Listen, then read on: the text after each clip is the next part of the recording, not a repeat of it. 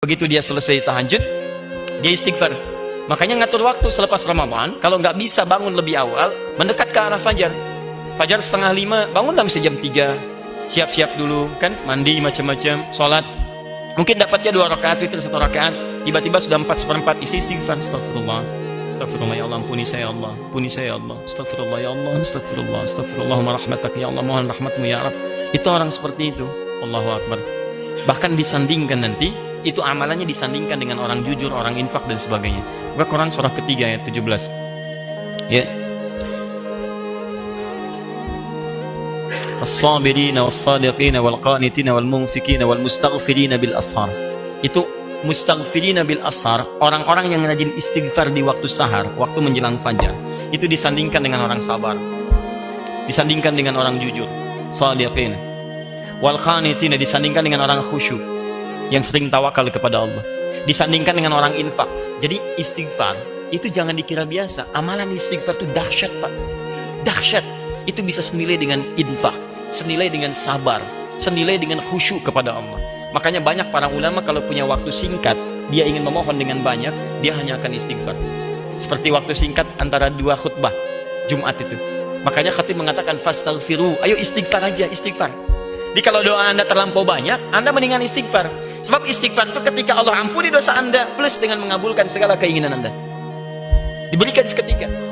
Kan saya pernah kisahkan dulu, kisah tukang roti dengan salah seorang imam besar itu, Imam Ahmad bin Hanbal. Pernah saya kisahkan kan? Ya, di seorang, Masya Allah, tiba-tiba Imam Ahmad diperjalankan oleh Allah ke satu tempat. Begitu jalan, capek, ya, beliau ingin istirahat, satu masjid. Begitu masuk, diusir oleh marbot masjid, imam besar.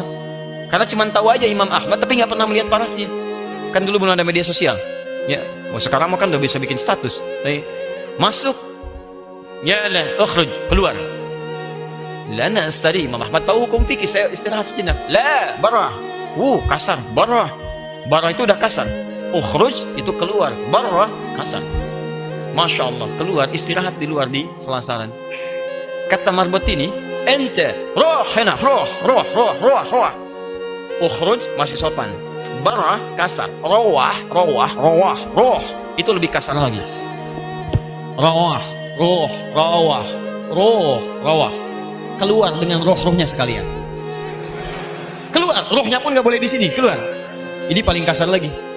Jadi kalau Anda ke Mesir daerah itu, kemudian orang mengatakan roh, itu sedang marah. Roh, ente roh, saya punya roh di sini. Roh, saya punya roh. Gak usah dilawan, sedang marah.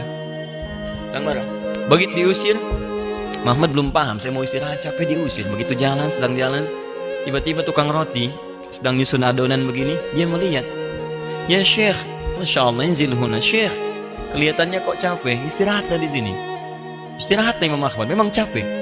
Begitu sedang istirahat, diperlakukan dengan luar biasa indahnya, sopannya, takrimnya. Tiba-tiba tukang roti ini bikin adonan. Setiap dia membuat, dia selalu istighfar. Astagfirullahaladzim. Tata istighfar lagi. Imam Ahmad paham, tahu beliau, cuma ingin menguji, dia bertanya, ya Syekh, katanya, Masya Allah, ya kisana, saya perhatikan Anda setiap membuat sesuatu Anda istighfar. Maaf faedah istighfar ini.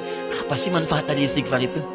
Masya Allah, wallahi, kata beliau ini, tidak pernah saya mengerjakan sesuatu dan saya selingi dengan istighfar, disandingkan dengan istighfar, kecuali Allah selalu kabulkan apa yang saya mohonkan kepada Allah. Cuman satu aja yang belum terkabul sampai sekarang. Apa itu? Wallahi, saya bermohon kepada Allah supaya saya sebelum meninggal atau orang itu meninggal, saya berjumpa dulu. Saya ingin berjumpa dengan Imam Ahmad bin Hanbal. Sampai sekarang belum terkabulkan. Saya bermohon kepada Allah sebelum saya wafat atau sebelum sang imam wafat, saya ingin bertemu dengan beliau. Saya istighfar, belum terkabulkan. Kata Imam Ahmad, Allahu Akbar, mana? Ya Allah, rupanya ini yang memperjalankan saya dari tempat saya tinggal, masuk ke masjid sampai keluar dari rumah Allah, ditempatkan di tempat Anda gara-gara istighfar kamu itu. Allahu Akbar. Jangan lakukan pada saya. Astagfirullah, repot saya. Biasa isi. Dan faedah istighfar itu tinggi. Salah satunya jadi penghuni surga tingkat 2, level kedua, VIP tinggi. Astagfirullah. Dan kita akan terjaga. Karena orang istighfar itu, dia mengembalikan kondisi dirinya dari yang kotor jadi baik. Dia tobat dari dosa. Jadi begitu dia bertobat, Allah bimbing dia. Astagfirullah, astagfirullah. Karena istighfar itu kalau diucapkan dengan benar, itu energinya akan terhampar ke seluruh anggota tubuh kita dan menjaga kita dari maksiat. Demi Allah saya katakan, nah itu akan refleks segala apapun. Ya, apapun akan refleks. Bahkan Anda keluar masjid aja, kaki kanan yang keluar Anda bisa istighfar. Astagfirullah, salah. Harusnya kiri. Masuk kanan, begitu masuk kiri, astagfirullah, salah. Ya, pakai sendal mirip, ternyata punya orang, astagfirullah, salah. Jalan tuh. Nggak ada astagfirullah, salah, pakai aja astagfirullah, astagfirullah, nggak ada begitu. Betul. Semua gitu ya, gambar yang macam-macam segalanya, itu enak. Kalau udah terbiasa tuh enak, astagfirullah, astagfirullah. Ke busway, di angkot, astagfirullah, astagfirullah, astagfirullah. Ya, assalamualaikum, waalaikumsalam warahmatullahi wabarakatuh. Bapak nama siapa? Astagfirullah. Oh, pokoknya enak lah.